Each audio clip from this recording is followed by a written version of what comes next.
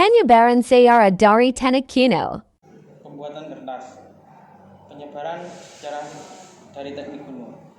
Kertas berasal dari Tiongkok, dibawa ke berbagai wilayah oleh biksu Buddha dan akhirnya mencapai Timur Tengah melalui orang Arab Muslim pada abad ke-8.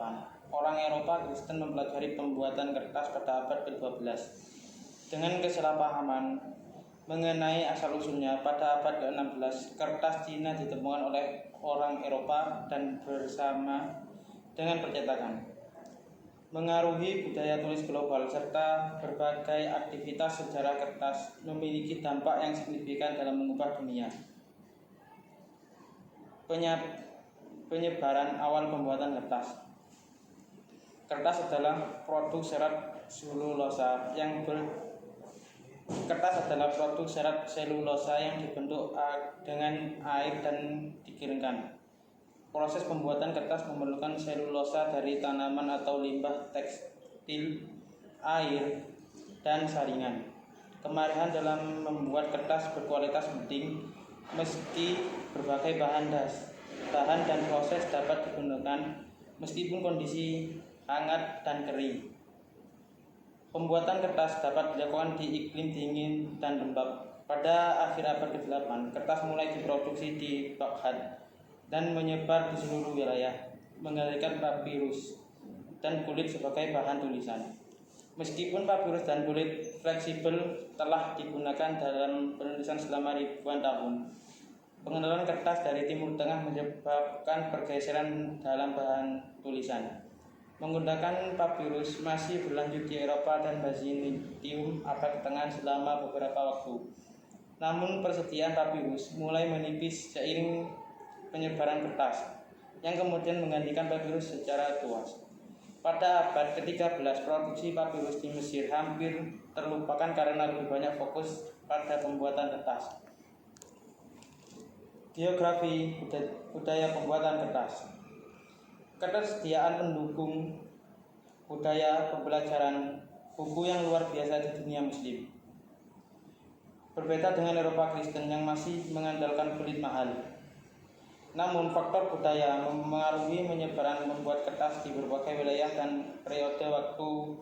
Sebagai contoh, pengetahuan tentang kertas dibawa oleh biksu misionaris Buddha. Tetapi kertas tidak digunakan di India sampai menaklukkan Muslim pada abad ke-12 di Byzantium.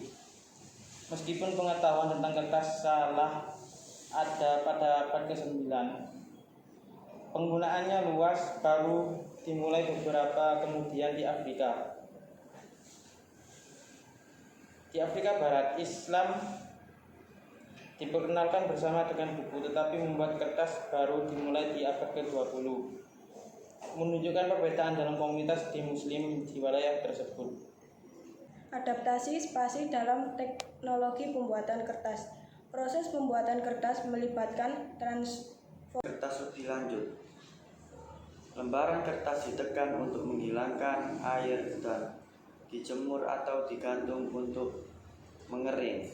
Di Asia Timur tidak perlu proses sizing tambahan, sedangkan di wilayah Islam kertas menjalani proses sizing dengan pati atau kapur putih.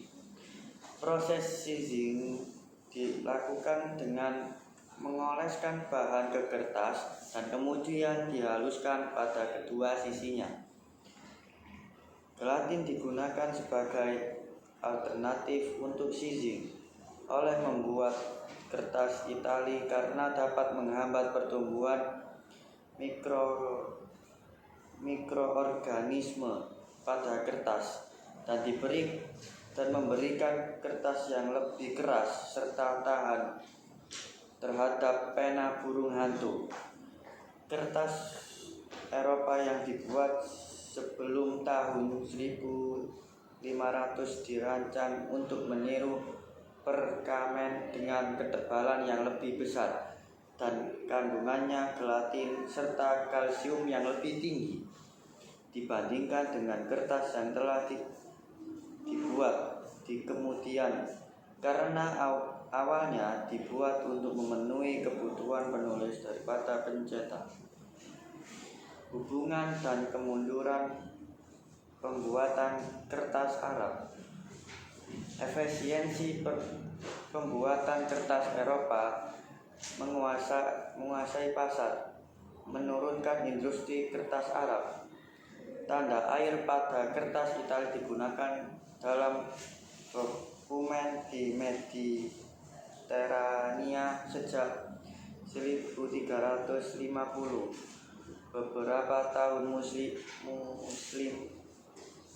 merasa tanda airnya mengganggu. Pedagang Italia mengekspor kertas murah ke negara-negara muslimah.